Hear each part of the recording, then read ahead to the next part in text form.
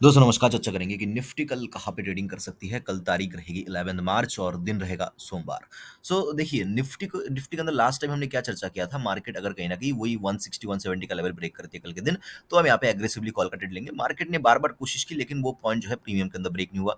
पहली चीज। दूसरी चीज हमने ये चर्चा किया था कि मार्केट अगर कहीं ना कहीं इस पॉइंट के नीचे आ जाती है ना, तो ही जो है हम यहाँ पे पुट की तरफ इंटरेस्टेड रहेंगे। वो भी बहुत छोटे से टारगेट के लिए, कहीं ना कहीं यहाँ तक के टारगेट के लिए हम बैठ सकते हैं। तो ये भी कोई सही ट्रेड नहीं है, क्योंकि मार्केट के अंदर क्या है कि ये इतने छोटे से पॉइंट के लिए हम मार्केट के अंदर बैठ नहीं सकते है ना, कि इतना छोटा सा पॉइंट 30-40 पॉइंट के लिए मार्केट के अंदर बैठ नहीं सकते। कोई भी एक व्यू अच्छा नहीं हो रहा था, और हमने चर्चा ये किया था कि मार्केट जो है एक रेंज के अंदर रह सकती है। वही जो है एक रेंज के अंदर मार्केट जो है रहती हुई हमें नजर आई। राइट। आगे क्या हो सकता है, देखिए मैं आज थोड़ा सा अलग जो है आपको एनालिसिस करके दिखाना चाहता हूँ। मार्केट के अंदर कभी कभी आपको ऐसा सिचुएशन देखने को मिलता है। अगर मैं यहाँ पे इंपॉर्टेंट की रेजिस्टेंस और सपोर्ट को देखूं, तो यहाँ पे क्या हो रहा है, मार्केट एक ही पॉइंट से बार बार रिजेक्ट हो रही थी। कौन सा पॉइंट था?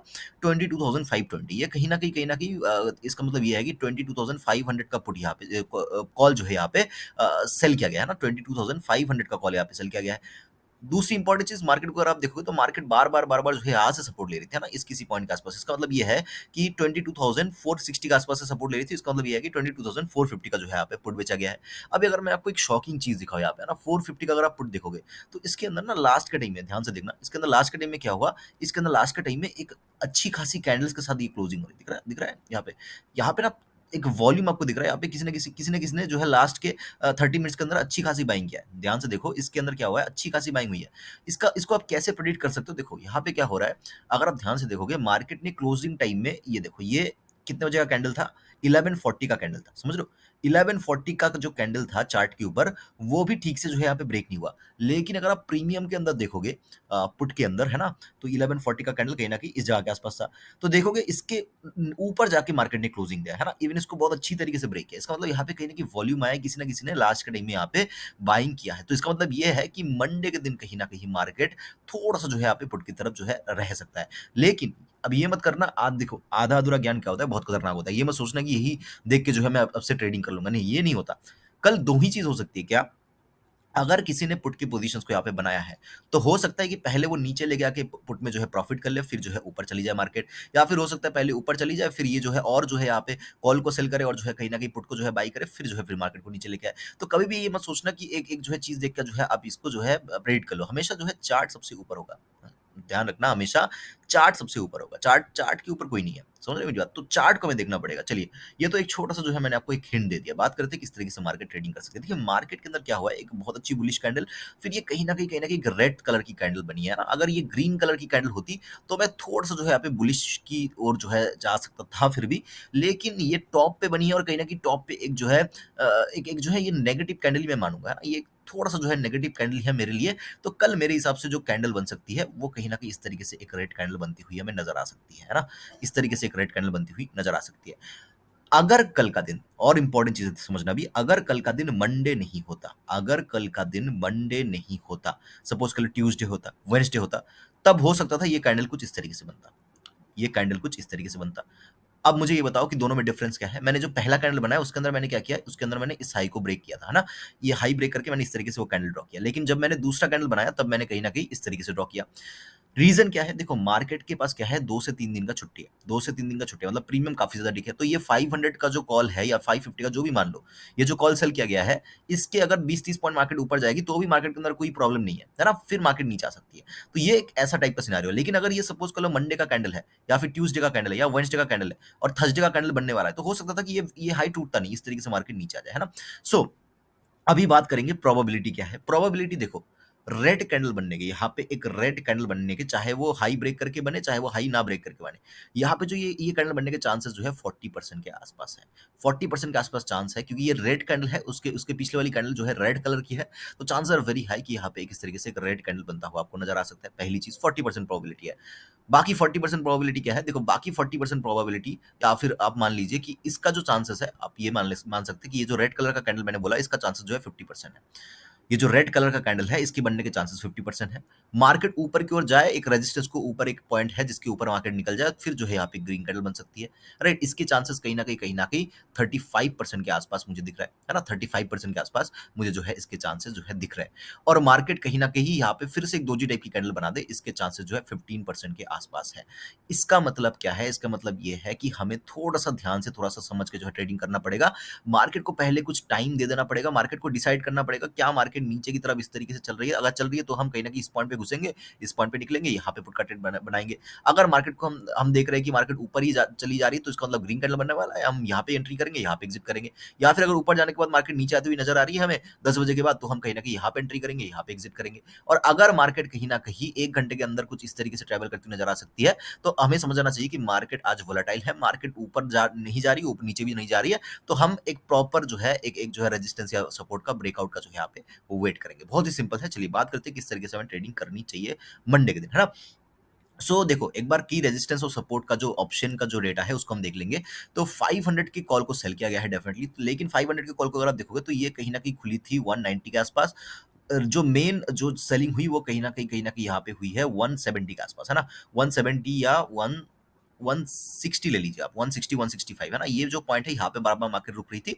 मतलब ये वो पॉइंट है जिसके आस-पास जो है मार्केट के अंदर जो है कॉल को जो है यहाँ पे ज़्यादा मात्रा में जो है यहाँ पे सेल किया गया। फिर ये कॉल का प्राइस नीचे आया, राइट। कल अगर मार्केट क्लोज़ हुआ है 120 के आस-पास, तो मतलब यहाँ से अभी भी जो है ये 50 पॉइंट्स या फिर इससे अगर 20 पॉइंट और मैं ऐड कर लूँ यहाँ पे 25 पॉइंट, तो कहीं न कहीं वो ये 180 के आस-पास आएगा। तो 180 के आस-पास में आएगा, मतलब 120 और 180, मतलब यहाँ पे 60 पॉइंट्स का डिफरेंस है। मतलब मार्केट जहाँ पे क्लोजिंग हुआ है, कहाँ पे क्लोजिंग हुआ है? 22,480। तो 480 के साथ आप लास्ट 480 के साथ आप जो है यहाँ पे 60 पॉइंट्स जो है यहाँ पे ऐड कर लीजिए, तो कहीं न कहीं 540 रहेगा। तो मार्केट का जो रेजिस्टेंस है कल के लिए वो 540 के आस-पास है। मार्केट को अगर रिजेक्ट होना होगा, वो जो मैंने बोला ना कैंडल बनेगा, ऊपर जाके रेजिस्टेंस ब्रेक करेगा, फिर से नीचे आ जाएगा, फेक ब्रेकआउट देगा। तो वो इसके ऊपर दे सकता है मार्केट, 520 के ऊपर हो सकता है मार्केट 20 पॉइंट और जाए, फिर यहाँ से मार्केट रिजेक्ट हो। तो ये एक पॉइंट हमें मिल गया। दूसरी इंपॉर्टेंट चीज, हम थोड़ा सा पुट की तरफ इंटरेस्टेड है, लेकिन पुट की तरफ कब इंटरेस्टेड रहेंगे? देखिए, पुट की तरफ हम इंटरेस्टेड रहेंगे डेफिनेटली मार्केट के अंदर। पुट को बार बार इसी इसी पॉइंट के आसपास से सेल किया जा रहा था, राइट, इसी पॉइंट के आसपास से। इसको तो ऊपर जाके ये ब्रेकआउट कर दिया। तो अगर पुट मार्केट इस तरीके से चलने लगती है, तो मार्केट के अंदर स्कोप है कि ये जो पुट है कहीं ना कहीं 110 के आसपास है, ये सीधा जो है आपको 130 140 तक आता हुआ नजर आ सकता है। 140 के नीचे ही एक तगड़ी मूव जो है हमें देखने को मिलेगी, लेकिन ध्यान रखिएगा इसके अंदर डीके हो जाएगा ऑलरेडी, है ना। डीके होने के मतलब ये जो है कहीं ना कहीं 10-15 पॉइंट नीचे खुलेगा, है ना, 10-15-20 पॉइंट। अगर मार्केट फ्लैट खुल जाती है तो कॉल पुट दोनों के अंदर डीके होगा, लेकिन अगर गैप डाउन खुलती है तो हो सकता है ये थोड़ा सा जो है ऊपर ही खुल जाए। और अगर गैप अप खुलती है तो डेफिनेटली ये जो है कहीं ना कहीं इस पॉइंट के आसपास खुलेगा। तो यहाँ से भी, यहाँ पे भी खुलता है, 100 के आसपास भी खुलता है, तो भी इसके पास स्कोप है 140 जाने का। अगर फ्लैट मतलब डीके की वजह से फ्लैट खुलने के बाद भी अगर यहाँ पे खुलता है, तो भी इसके पास अच्छा खासा स्कोप है ऊपर जाने का, राइट। तो पुट के अंदर हमें कहीं ना कहीं थोड़ा बहुत यहाँ पे हिंट देखने को मिल रहा है। तो हमारी एनालिसिस बहुत ही क्लियर हो गई अभी। क्या है, देखो मैंने आपको क्या बोला था कि जैसे वीक खत्म हुआ है ना, एक एक एक्सपायरी खत्म हुई, उसके बाद क्या होता है, उसके बाद आप जो है, मैंने बोला है कि नेक्स्ट जो एक्सपायरी होती है उसके अंदर कुछ ज्यादा पोजीशंस बनते नहीं है ना। अगर आप देखोगे ध्यान से, ये जो पुट है, ये जो पॉइंट है, इसके अंदर भी कुछ खास पोजीशंस नहीं है। मार्केट अगर चाहे तो 130 को भी आराम से कल ब्रेक कर सकती है, समझो मेरी बात को। ये पॉइंट भी आराम से ब्रेक कर सकते हैं, क्योंकि इसके अंदर उतनी पोजीशंस बनी नहीं है। पोजीशंस कब बनेंगी? मंडे के दिन, मतलब कल के दिन जो है, सोमवार के दिन जो है पोजीशंस बनने वाली है। तो ये पुट कहीं ना कहीं लगभग लगभग 170 180 तक भी आता हुआ आपको नजर आ सकता है, राइट। ये पुट यहाँ तक भी आता हुआ आपको नजर आ सकता है आने वाले 1 से 2 दिन के अंदर, या हो सकता है मंडे के दिन ही आ जाए। तो इसके पास स्कोप तो है ना, काफी ज्यादा इसके पास स्कोप है। बस देखना पड़ेगा कि किस पॉइंट पे इसको इसके अंदर जो है मोमेंटम होती है। और अगर आप ध्यान से देखने की कोशिश करोगे, इसके अंदर वॉल्यूम्स थे नहीं, है ना। यहाँ पे देखो वॉल्यूम्स थे नहीं। वॉल्यूम्स कब शुरू हुए? इस पॉइंट के आसपास से शुरू हुए, राइट। कहीं ना कहीं इसके अंदर चांसेस है, स्कोप है अभी भी। ओके, डिस्कशन क्या है? डिस्कशन सिंपल सी है। मार्केट अगर फ्लैट खुलती है, ऊपर चलने लगती है, कोई बात नहीं, 540 के आसपास मार्केट मुझे अगर एक बार मिले, मैं 22,550 का 22,550 का ऐसे लगा के जो है यहाँ पे एक पुट का ट्रेड लेने में इंटरेस्टेड होऊंगा मैं। मेरे टारगेट्स लंबे हो सकते हैं, लेकिन मिनिमम टारगेट्स में जो है 22,440, मतलब यहाँ से 100 पॉइंट्स का टारगेट मैं यहाँ पे नीचे की तरफ देखूंगा। बस 10 पॉइंट का मेरा एसएल रहेगा, और अगर 10 पॉइंट का एसएल मेरा हिट होता है, तो मैं जो है अपने पोजीशंस को यहाँ पे कॉल की तरफ कन्वर्ट कर लूंगा। तो इसका मतलब ये है कि फिर जो है सेलर जो है यहाँ पे ऊपर की तरफ पोजीशंस बनाना चाहते हैं। इसका मतलब ये है कि मार्केट के अंदर ये जो रेंज है, इसके अंदर पुट और कॉल को दोनों सेल करने के बाद मार्केट मार्केट जो है ऊपर जाना चाहती है। लेकिन जब तक 550 ब्रेक नहीं होता, तब तक मैं जो है यहाँ पे कॉल के बारे में सोचूंगा नहीं, मैं ऊपर जो है पुट के बारे में ही सोचूंगा।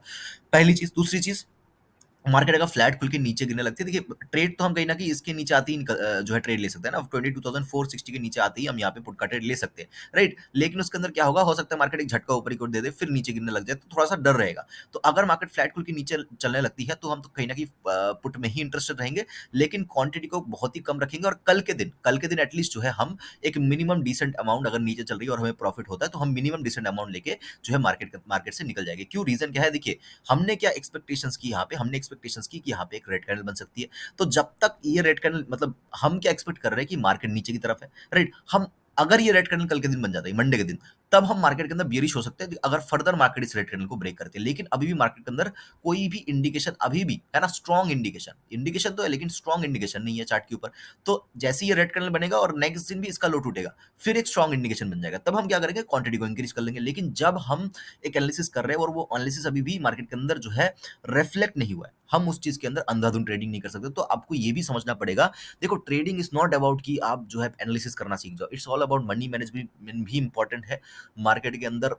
बायर सेलर की साइकोलॉजी भी इंपॉर्टेंट है, सब कुछ इंपॉर्टेंट है मार्केट के अंदर, राइट?